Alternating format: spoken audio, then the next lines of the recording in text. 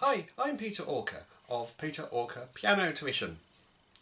In a moment you can see the first video in my new fortnightly series of videos, and here's a quick introduction to them.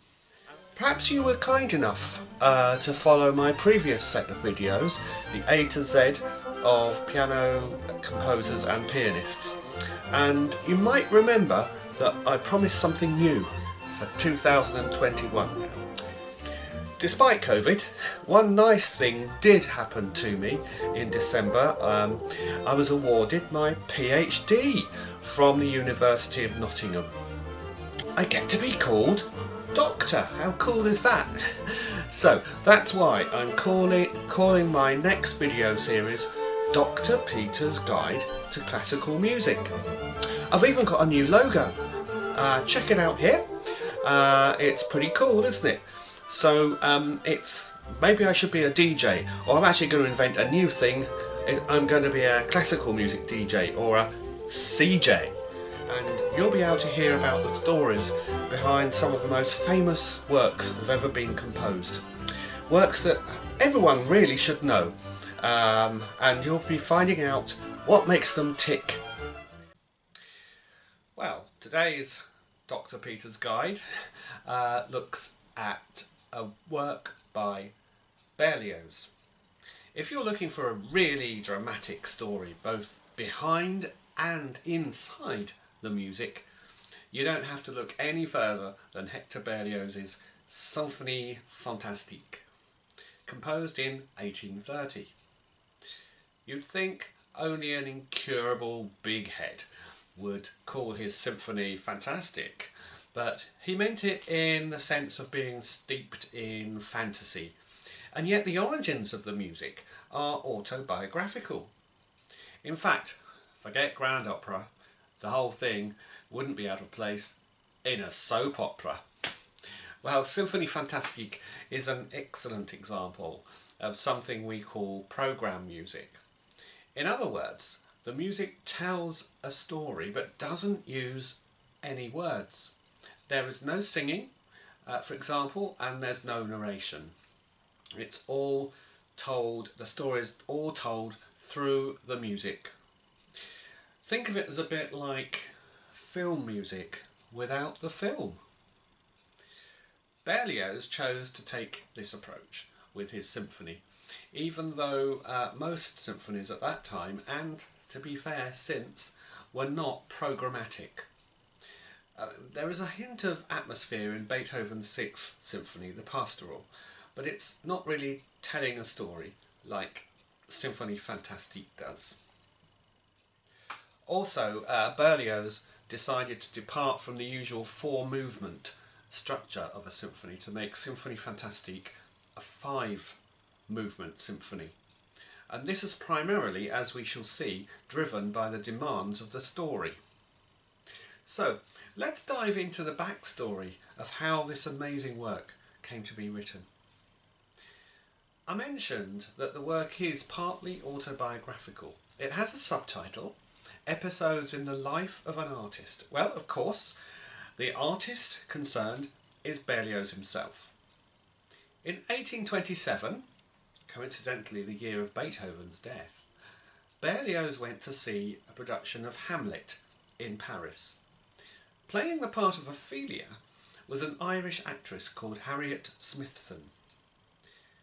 Watching the production, Berlioz was transfixed, not so much by the play itself, but by Harriet. He fell in love with her right there and then. Well, Berlioz turned into what we would probably now call a stalker.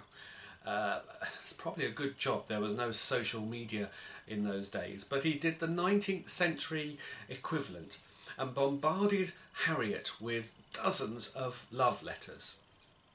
Harriet simply ignored the letters and even moved away from Paris, leaving Berlioz in the throes of unrequited love.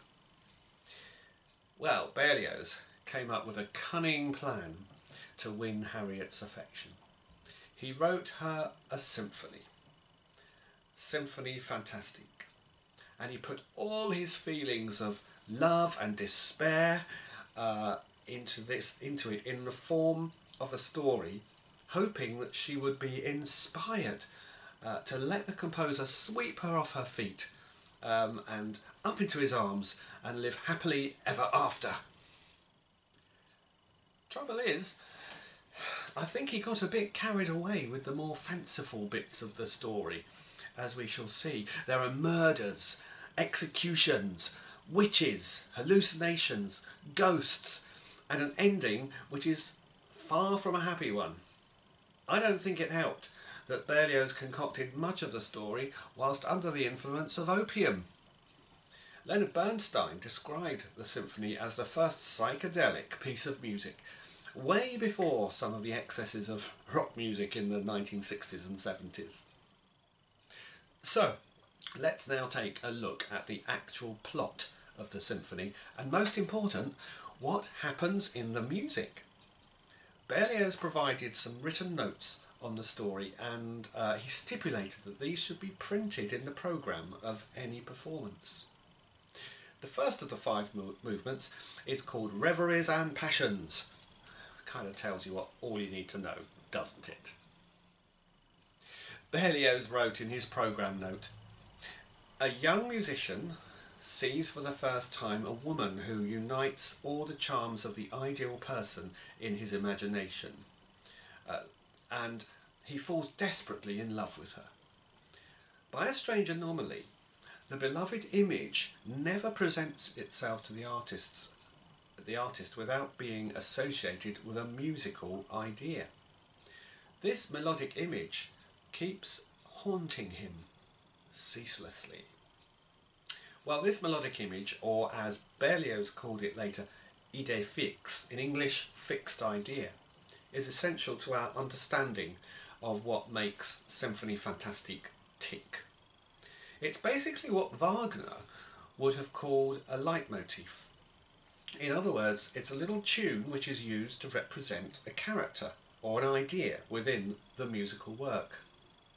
Berlioz, in his own words, uses the idée fixe to represent his beloved whenever her character appears in the symphony. He wrote that there is a constant recurrence in all movements of the symphony. Let's begin by hearing what this tune sounds like.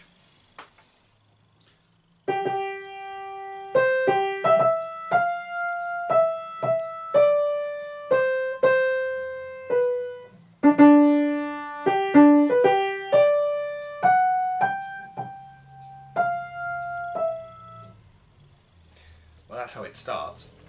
It actually goes on a bit longer than that, and it's not exactly short and catchy, although it certainly has a romantic and expressive quality.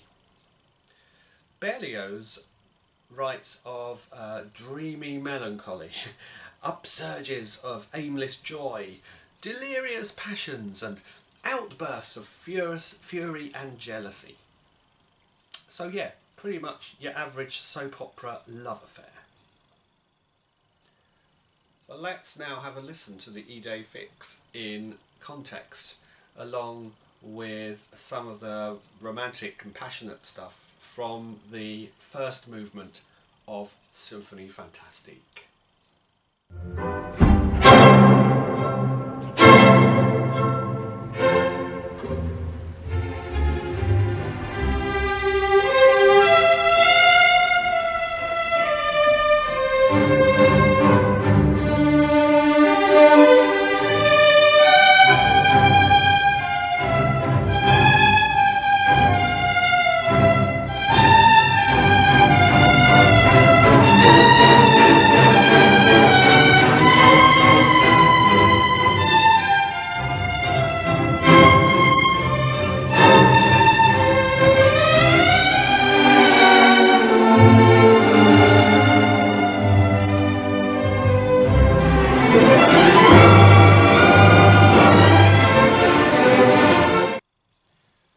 Okay, moving on to the second movement, which is entitled A Ball.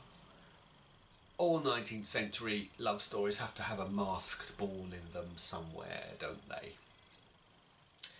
As our musician arrives at the ball, Berlioz presents us with a waltz in a nice, cheerful major key. The main tune flows along like this.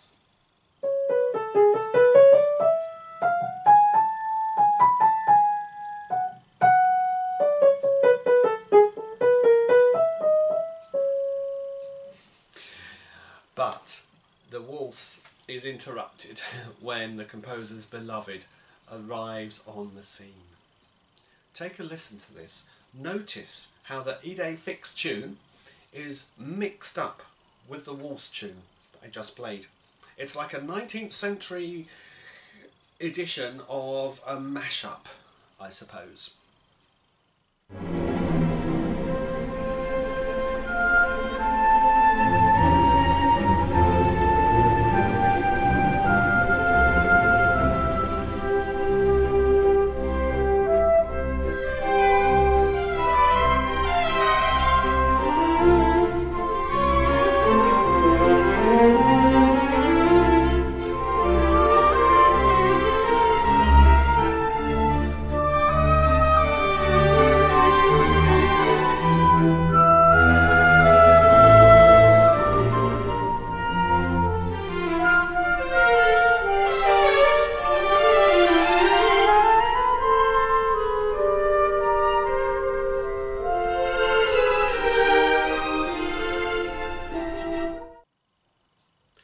On to the third movement, a scene in the country. I think it's worth telling you here Berlioz's own written description. He writes, "One evening in the countryside, he hears two shepherds in the distance dialoguing with their simple melody played on an alpine horn. This pastoral duet, the setting, the gentle rustling of trees, some causes for hope that he has recently conceived, all conspire to restore to his heart an unaccustomed feeling of calm and to give his thoughts a happier colouring. He broods on his loneliness and hopes that he will soon no longer be on his own. But what if she betrayed him? The mingled hope and fear, these ideas of happiness that are disturbed by dark premonitions, form the subject of the adagio. At the end, one of the shepherds resumes his melody and the other one no longer answers. Distant sounds of thunder, solitude, silence." Well, to bring out the tranquility and solitude of the countryside, Berlioz marked this movement adagio, which means very slow, and the two shepherds are represented by a cor anglais and an oboe. After all the orchestral fireworks of the previous two movements, it was rather brave of Berlioz to opt for such a sparse texture musically. Check this out.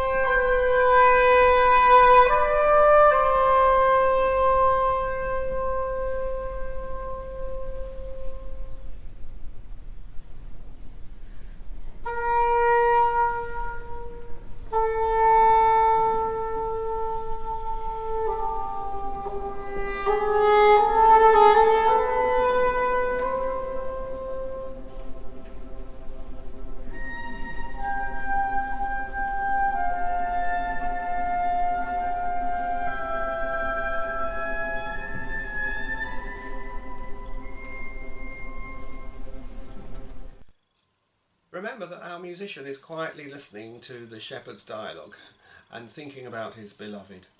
Cue the idée fixe tune, played on the flute and the oboe.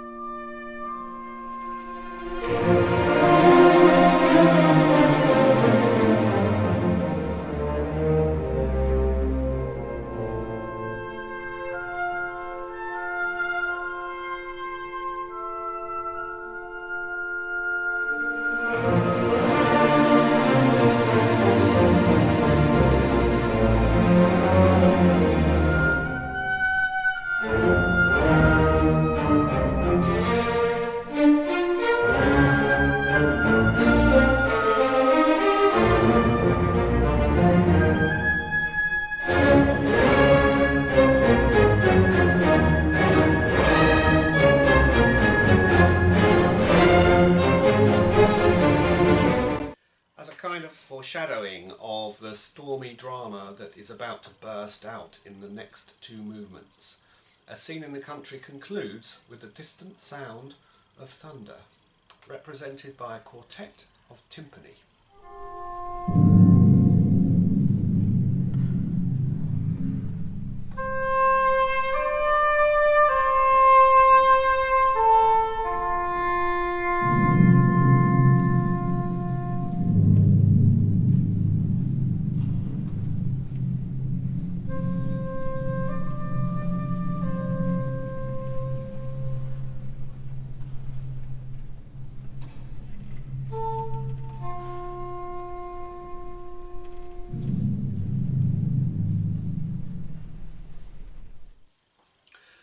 Well, the fourth movement is possibly the most famous of the whole symphony.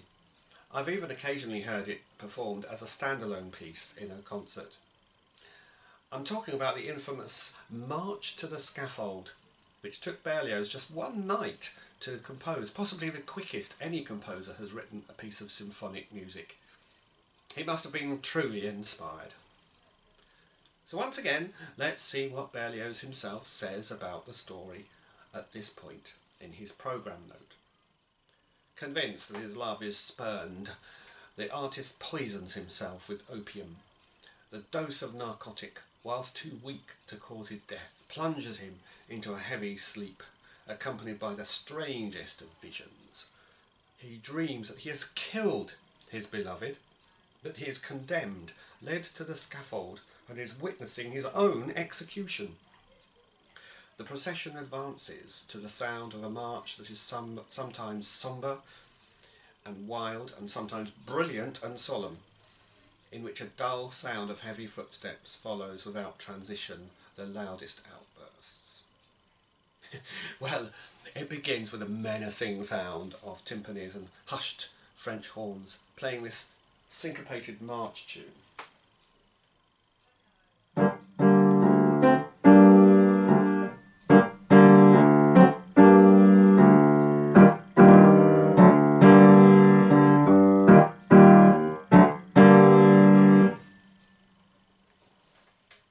This really sets the tone. And then we hear a descending G melodic minor scale on the strings. A very simple idea, musically, but incredibly effective in building the atmosphere of impending doom.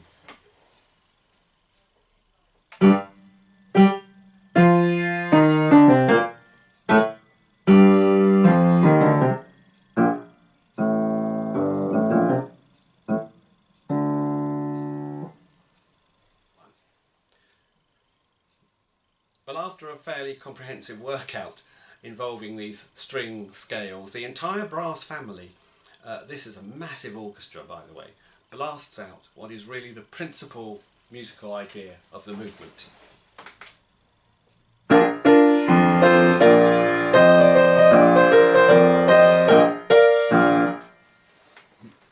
Let's take a listen to all of this and you'll hear how carefully and effectively Berlioz creates the atmosphere in an almost film music way.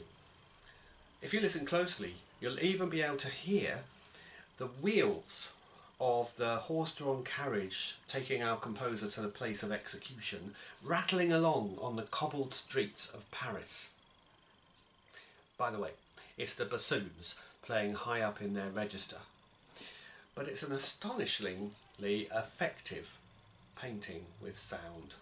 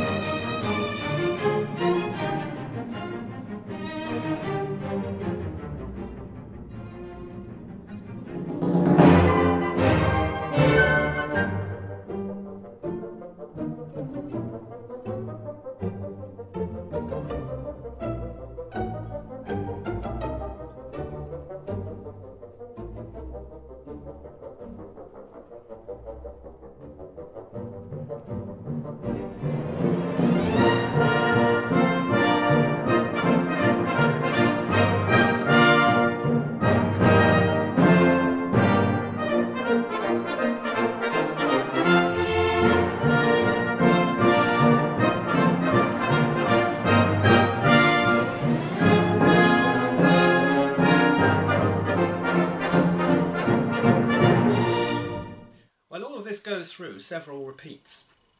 Although rarely are they exact repeats, there's always something new going on in the music. But finally, as Berlioz puts it in his programme note, at the end of the march, the first 4 bars of the Idée fixe reappear like a final thought of love interrupted by the fatal blow. So listen out for the razor-sharp chord played by the brass instruments, signifying the descent of the guillotine's blade. And very quietly after that, a grisly detail. You will hear the composer's severed head drop into the basket, followed immediately by a drum roll and triumphant fanfare.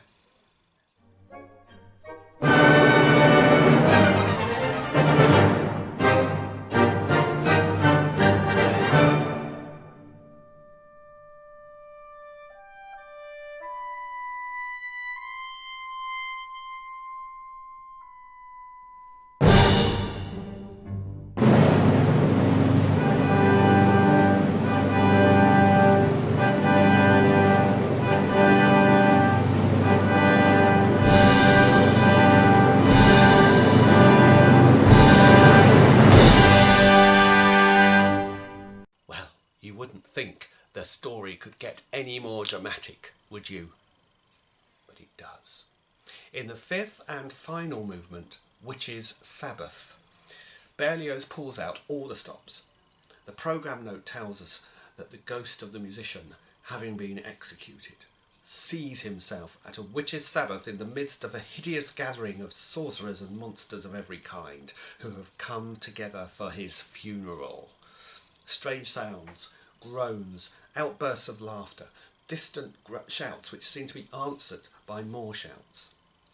The beloved melody appears once more, but now has lost its noble and shy character. It is now no more than a vulgar dance tune, trivial and grotesque. It is she who is coming to the Sabbath, roar of delights at her arrival.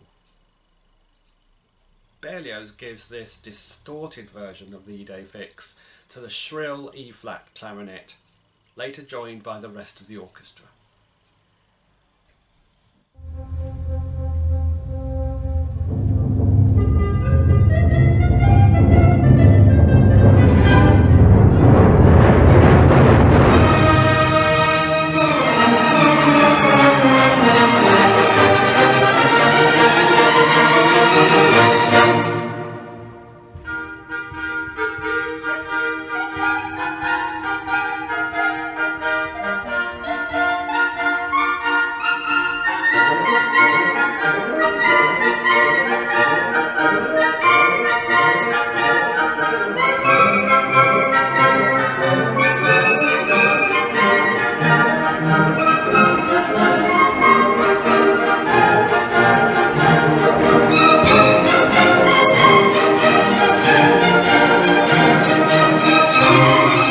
This is horror film music, written before the invention of film. Indeed, anyone who's seen The Shining will surely recognise Berlioz's use of the ancient Dies Irae melody. Dies Irae is part of the Mass for the dead. It means Day of Wrath. It's an important part of what Berlioz calls the diabolical orgy. And by the way, the tune is also used in Stephen Sondheim's Sweeney Todd. Here's the melody.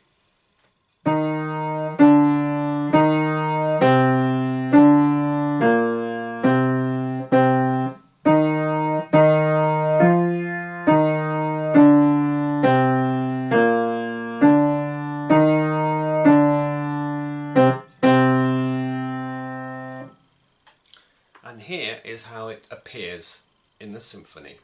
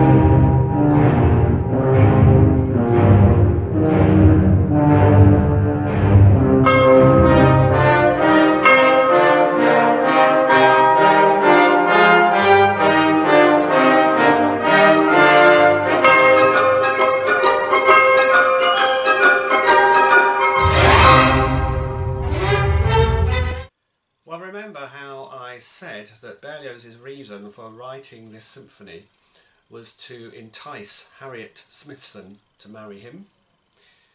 Well, did it work? Harriet refused to go to the premiere of the symphony in 1830, but decided to go and see a performance of it in 1832. It's true to say, she was blown away by the symphony and kind of said to herself, boy, this guy's a genius. He wrote this for me? Wow, maybe I better take him seriously. And guess what? She agreed to marry him. And the knot was tied in October 1833. Did they live happily ever after? No, actually. Things turned very sour and the couple separated after just a few years of a very unhappy marriage. Ah well, Berlioz may not have been successful in love, but the classical music world has benefited from his infatuation. The composer has left us one of the most impressive programme symphonies ever written for us to enjoy and be astounded by. Well, Dr. Peter's prescription is that you go away and listen to the whole of Berlioz's Symphonie Fantastique. There are plenty of performances on YouTube for you to enjoy. Just search Symphonie Fantastique and you'll find it. Well, thanks for watching. I'll see you in a fortnight for the next Dr. Peter's Guide to Classical Music. I'll see you then, and bye for now.